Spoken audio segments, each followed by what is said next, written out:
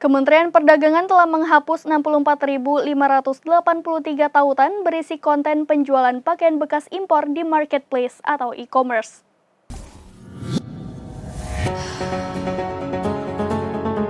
PLT Direktur Jenderal Perlindungan Konsumen dan Tertib Niaga Kemendak, Moga Simatupang mengatakan penghapusan konten ini merupakan hasil kerjasama dengan beberapa loka pasar marketplace.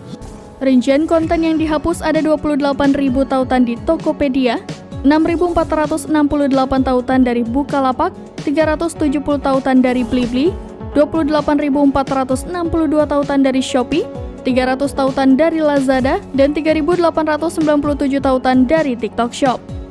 Ia mengatakan bahwa Kemendak juga bekerja sama dengan Kementerian Komunikasi dan Informatika menghapus 81 iklan elektronik melalui sosial e-commerce. Detailnya ada 31 tautan dari Facebook, 23 tautan dari Instagram, dan 27 tautan dari TikTok Shop.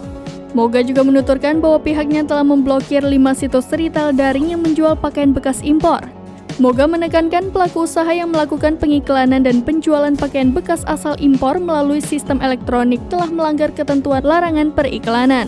Sebagaimana diatur dalam Pasal 80 Jungto Pasal 35 PP Nomor 80 Tahun 2019 tentang perdagangan melalui sistem elektronik. Selain itu melanggar Pasal 47 Jungto Pasal 18 Peraturan Menteri Perdagangan Nomor 50 Tahun 2020 tentang ketentuan perizinan berusaha, periklanan, pembinaan, dan pengawasan pelaku usaha dalam perdagangan melalui sistem elektronik.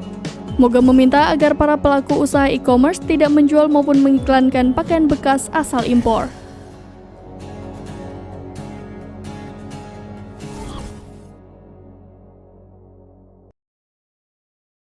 Demikian informasi terkini Syederalun. Saksikan terus berita lainnya di kanal YouTube Serambi News, website dan Facebook serambinews.com.